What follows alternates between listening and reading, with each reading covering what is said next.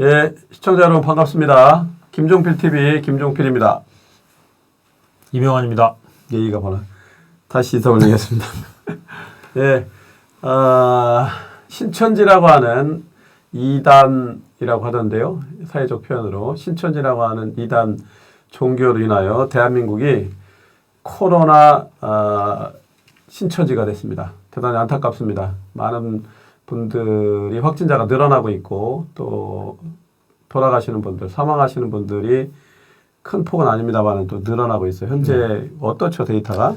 지금 오늘 아침 발표까지 893명, 그러니까 확진자가 93명. 네, 그다음에 지금 이제 사망자가 이제 9명, 그러니까 9번째 사망자 나왔는데 생겼죠? 이 중에 이제 6명은 청도에 있는 대남병원 관련 예. 그래서 오랫동안 진료를 받고 있었던, 그러니까 예. 기저 증상이 있었던 분들이고요. 있던 분들. 네. 그러니까 뭐 890명이 넘는 확진자들 가운데 또 상당수는 신천지 대구교회와 관련이 돼 있고, 그렇죠. 또 이쪽 그 청도 대남병원에서 100명이 넘는 분들이 예. 확진이 됐고 이런 상황인 거죠. 그래서 오늘이 이제 2020년 2월 25일인데 오후 3시부터인가요? 우리 그 정세균 총리가 대구 네. 현지에서 직접 그러니까 국무총리가 중앙재대책본부장 네. 예, 본부장을 하면서 현지에서 상주하면서 지휘를 하겠다고 좀 국난국복에 나선 상태입니다. 그렇고 오늘 오전에 아침 7시 반에 고위 당정청에서 그 구체적으로 지역 대구하고 청도인데 청도를 이렇게 폐쇄 뭐라고 합니까? 아니 이제 이게 정확하게 뭐죠? 여권이 사실은 네. 이런 이제 발언 한마디 한마디가 굉장히 중요한데 중대하죠. 무슨 봉쇄 이런 표현들을 썼어요. 네. 근데 이제 이거는 이제 방역 의미에서의 봉쇄와 해제 개념인데, 네. 그러니까 방역망을 정말 그물코를 넓게 그물을 펼쳐가지고 예. 그물코는 굉장히 촘촘하게 하면서 그물은 넓게 펼치겠다. 예. 그러니까 최대 수준의 봉쇄망을 막 갖겠다라는 거거든요. 예. 그러니까 방역을 크게 이렇게 하겠다라는 의미인데 예. 이게 마치 이 우리 80년 광주 봉쇄 이런 개념인 것처럼, 예. 그러니까 뭐 무슨 대구나 그 옛날에 청도, 건국대학교 뭐 이런 그렇죠. 거죠? 그러니까 뭐 사람들이 오가지 못하게 이렇게 막겠다 이런 취지로 비칠 수가 있으니, 예. 그러니까 이제 당장의 김부겸 의원도 이런 표현 자체 한마디 한마디가 대구 경북의 엄청난 이 아픔이다. 그래서 그러니까 국가의 관점이 아니라 국민의 관점을 써야 그렇죠. 되는데요. 언어를 쓸 때도 물론 방역의 개념에 있어서의 봉쇄와 해제는 그런 의미로 사용이 된다고는 하는데, 사실은 봉쇄하면은 우리 입장에서는 오가지 못하게 막는가 보다 이렇게 이해하기 쉽잖아요. 출입을 방역하고 그렇죠. 출입을 통제해서 이게 이제 확산되지 않도록 하겠다는 뭐 취지로 네. 이제 그 아주 건조하게 이렇게 쓴 것 같은데 국민 주권 관점에서 봐야 된다 이런 얘기죠. 그렇죠. 예. 그러니까 그걸 좀 주의해달라고 오늘 또 김부겸 의원님 또 현지에서 한 번 이제 얘기를 했죠. 그 민심을 이제 대변하려는 거예요. 네. 선거가 있기도 하지만.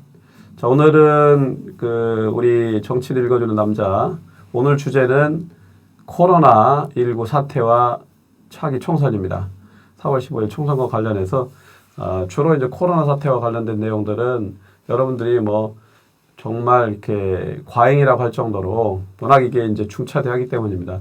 그 과잉이라고 할 정도로 많이 보도가 되고 있기 때문에 그 부분은 일반적인 정보로 접하시고요. 저희는 코로나19 사태와 특히 총선과 관련된 부분 위주로 여러분들과 함께 소통을 해보도록 그렇게 하겠습니다.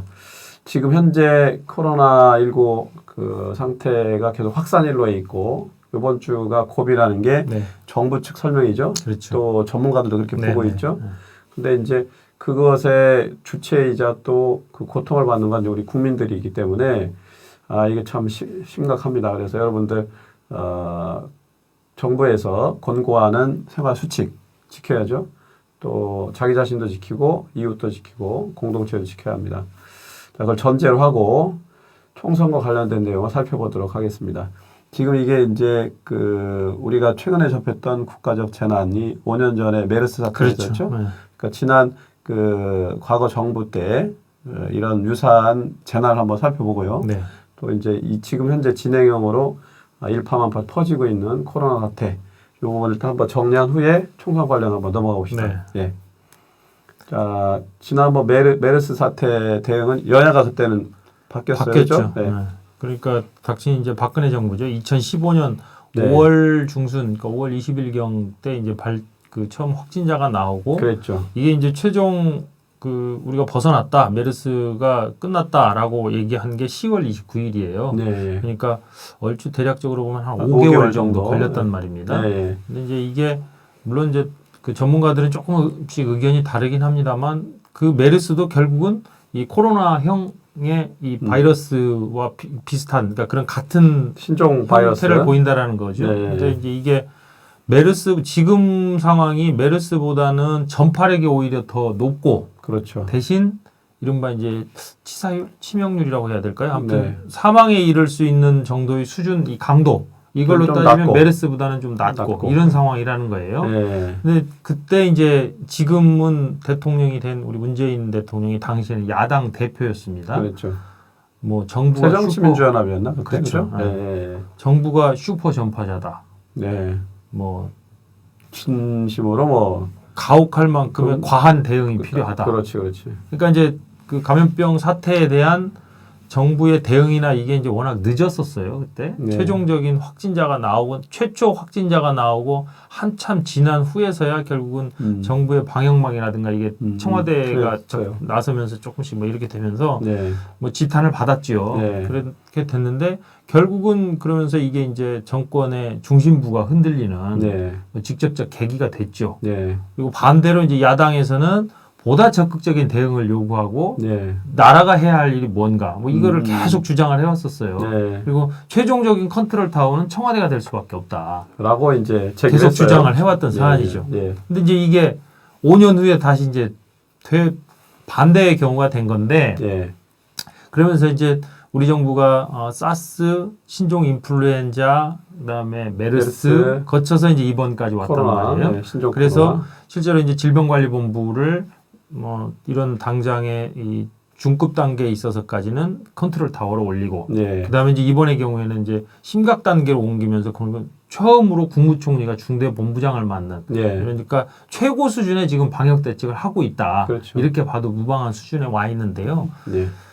근데 이제 이게 평가에 보는 눈에 따라서는 조금씩 차이가 있어요. 그래서 메르스 때보다 한층 더 체계적으로 관리하고 있다라고 네. 평가하는 사람도 있고 네. 또 한편으로는 그때와 무슨 차이가 있느냐, 네. 정부가 지금 제대로 할 일을 하고 있느냐. 네.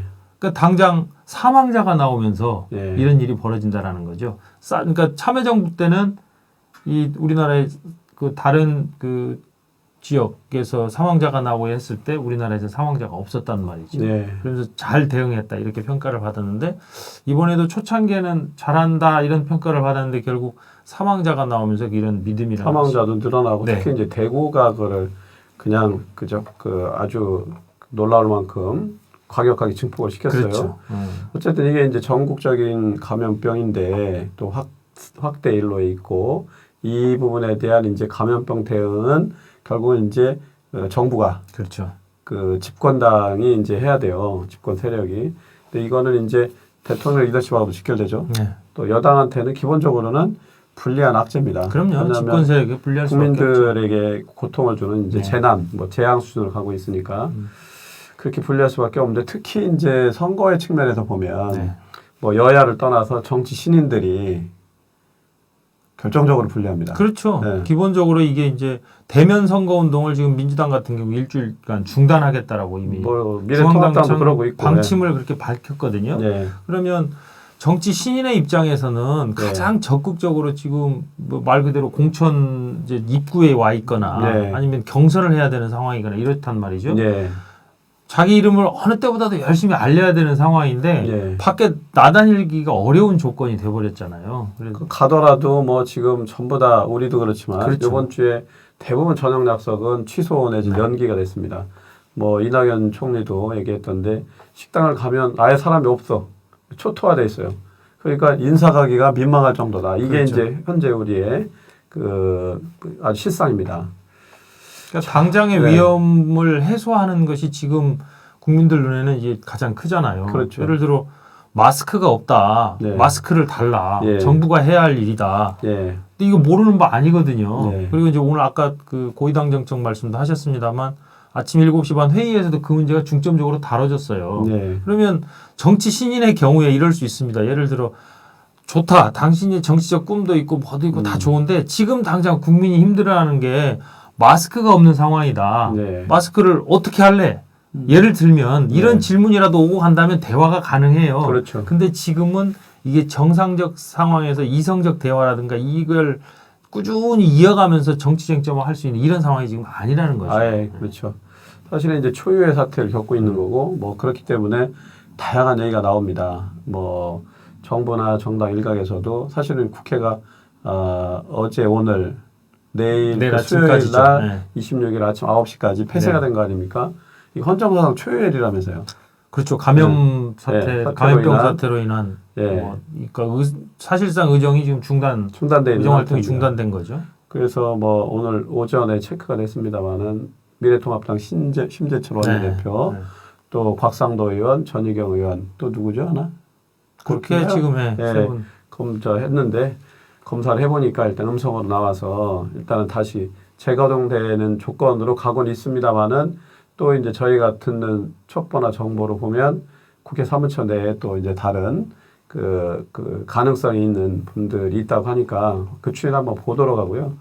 또 한편으로는 그래서 총선 연기하는 게 필요한 거 아니냐라는 정치권 일각의 문제제기도 있어요, 그죠? 그 이제 이른바 이번에 이제 민생당으로 일단 통합한 과거 호남당당. 이제 대한신당에 있었던 유성엽 의원도. 원내대표가 네. 주장을 하셨던 내용이기도 해요. 네, 예. 그러니까 현실적으로 지금 국민이 정치적 여러 사안들 중에서 예. 자기들이 이 원하는 방향으로 투표를 할 수 있는 여건이 안 되고 있으니 이 연기를 하는 방안을 좀 검토해야 되지 않느냐 이런 주장까지 하셨던 분이거든요. 네. 근데 이제 우리 선거법상에는 그 선거 연기와 관련돼서는 대통령이 그걸 결정을 할 수는 있어요. 근데 그것도 이제 조건은 천재지변밖에 그렇죠. 없더라고요. 네. 예, 근데 이제 법적으로는. 이 신종 코로나 19의 상황을 심각 네. 단계로까지 격상시켜 놓은 거를 과연 천재지변으로 볼 수 있느냐?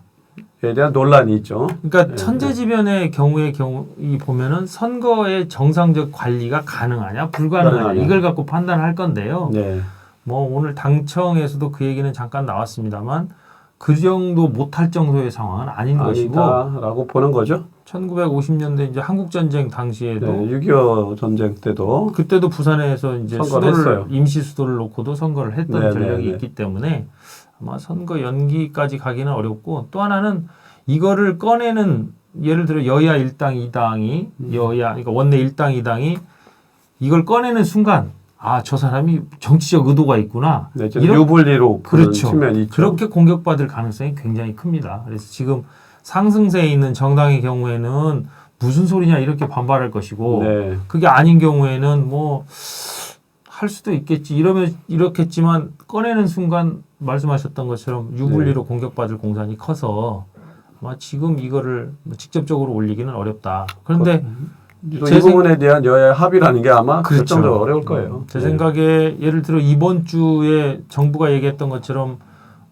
이 코로나19 확산 여부의 중대 국면이라고 했을 때 네. 이번 주에 예를 들어 뭐 엄청나게 늘어난다든지 뭐 뭐 이런 일이 생기면 기하급수로 이제 늘어나. 말 그대로 이제 통제선 밖을 벗어나 버린다 그러면 뭐 자연스럽게 검토할 수밖에 없는 상황이 되겠죠.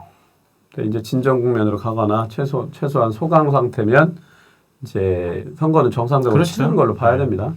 그것도 어제 그 정세균 총리가 기자들 간담회에서도 일단 그 정상적으로 진행하는 걸로 또 얘기했고 이제 대체적으로 중론은 선거가 있는 걸로 4월 15일 21대 총선이 있는 걸로 보시는 게 현재적으로는 정확한 정보라고 보시면 되겠습니다.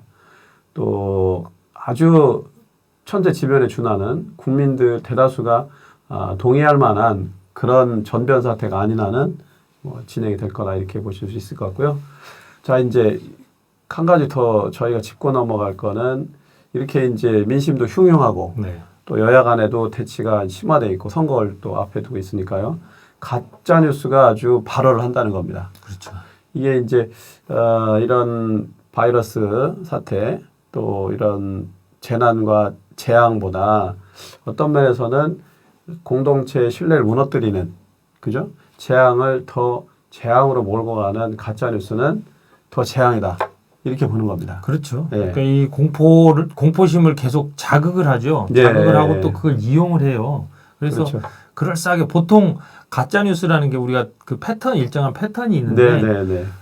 100% 가짜인 경우는 굉장히 드물어요. 그렇죠. 한 97%는 사실인데 네. 한 3% 정도를 교묘하게 흔드는 겁니다. 그렇죠. 그래서 자기들이 원하는 방향으로 이걸 바꿔버리죠. 그렇죠. 그래서 아 그렇구나. 전혀 모르고 있었던 상황이었는데 새로 알게 됐네. 네.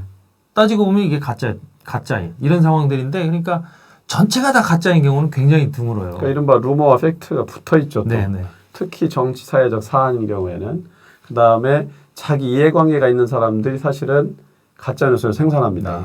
그러니까 이해관계가 없는 사람들은 생업이 바쁘고 상식적인 또 이성적인 상태로 사회활동을 하는 거 아닙니까? 근데 사회적으로 이거를 만들어서 그러니까 악의적으로 조장하거나 생산해가지고 이거를 의도적으로 유포하는 이거는 메르스 사태 때에도 저희가 겪었습니다만 특히 민주주의가 발달했는데 그죠?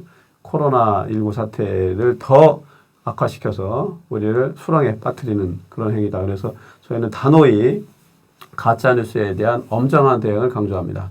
우리 김종필 TV는 탄생 때부터 말씀드렸지만 팩트에 기반해서 진영 논리가 아니라 사실을 중심으로 진실을 추구한다고 말씀드렸는데요. 우리 국민들, 우리 시청자 여러분들께서도 좀 이성적으로 그다음에 조금 전에 강조했던 대로 국민의 시각에서 변별을 하면서 대응을 해야 될 것 같습니다. 가짜 뉴스가 있으면 저희에게 제보해 주시면 저희가 루머와 팩트를 구별해 드리겠습니다. 일단 1부는 여기서 끊겠습니다. 잠시 후 2부에서 뵙겠습니다.